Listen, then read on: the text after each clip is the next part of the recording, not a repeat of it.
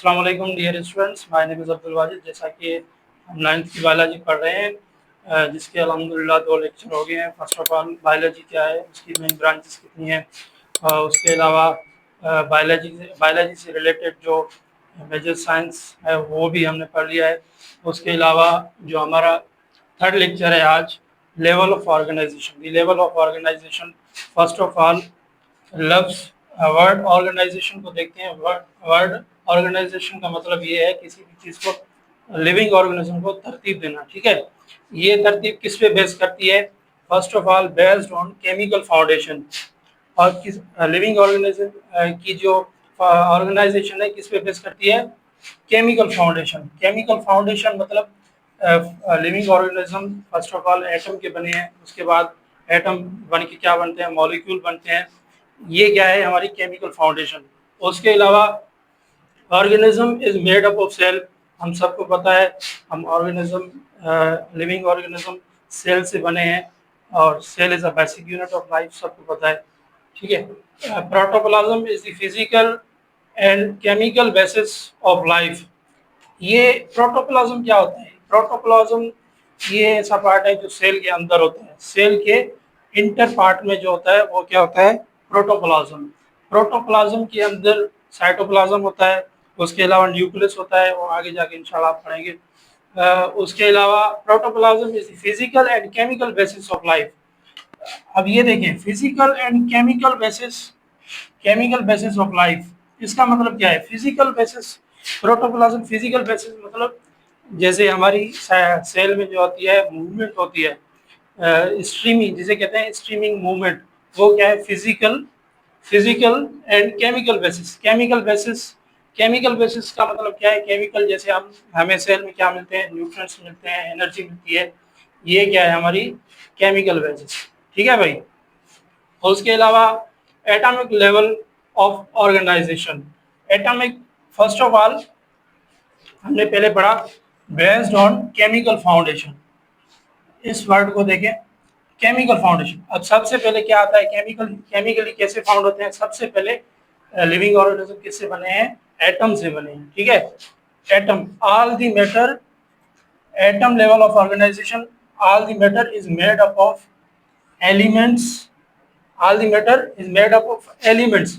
अब जो मैटर है, एलिमेंट्स है, वो बना है एटम से।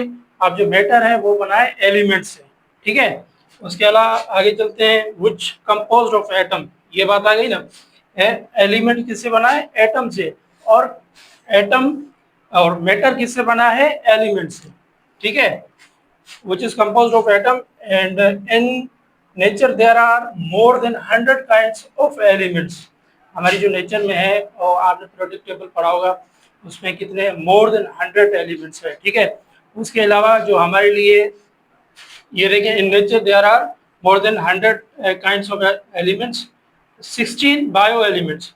उनके अंदर जो है बायो एलिमेंट्स है वो कितने हैं? हमारे 16 है। जो हमारी लाइफ से रिलेटेड है वो कितने हैं? 16 है। बायो मीन लाइफ, एलिमेंट्स, जो एलिमेंट्स बायो मीन लाइफ से रिलेटेड हैं वो कितने हैं? 16 है। उसके अलावा only 6 are vital for life. जो मेजर है, हमें हमारे वाइटल है, जो जो मेजर है हमारे लिए, हमारी लाइफ के लिए, वो कितने हैं? टोटल 6 हैं। और जो रिलेटेड है लाइफ से वो कितने हैं? 16 है। और जो मेजर है उसके नाम मैंने लिख दिए हैं, ये आगे भी आप जाकर पढ़ेंगे इंशाल्लाह ताला। फर्स्ट ऑफ ऑल कार्बन है, हाइड्रोजन है, ऑक्सीजन है, नाइट्रोजन है, सल्फर है एंड फॉस्फोरस है। सबसे ज़्यादा जो होता है हमारा ऑक्सीजन होता है, उसके अलावा हाइड्रोजन होता है। ऑक्सीजन को आपको पता है कितनी इंपॉर्टेंट है हमारे लिए।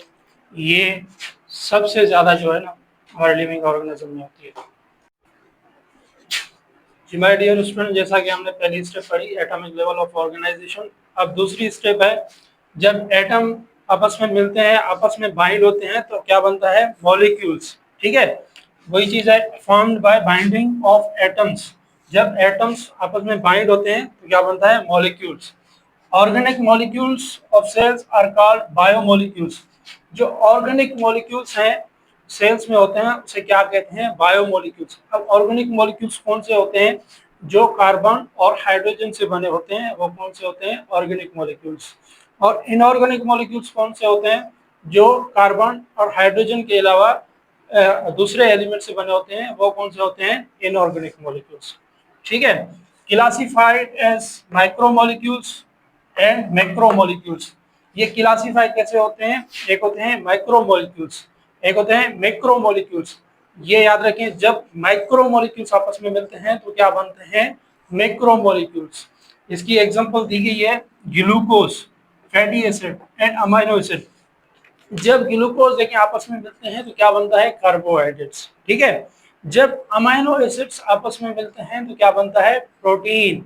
जब फैटी एसिड्स आपस में मिलते हैं तो क्या बनता है? क्या बनता है? लिपिड्स। ये क्या है? हमारे माइक्रोमोलिक्यूल्स। जब दो माइक्रो माइक्रो आपस में मिलते हैं तो क्या बनता है? माइक्रोमोलिक्यूल्स।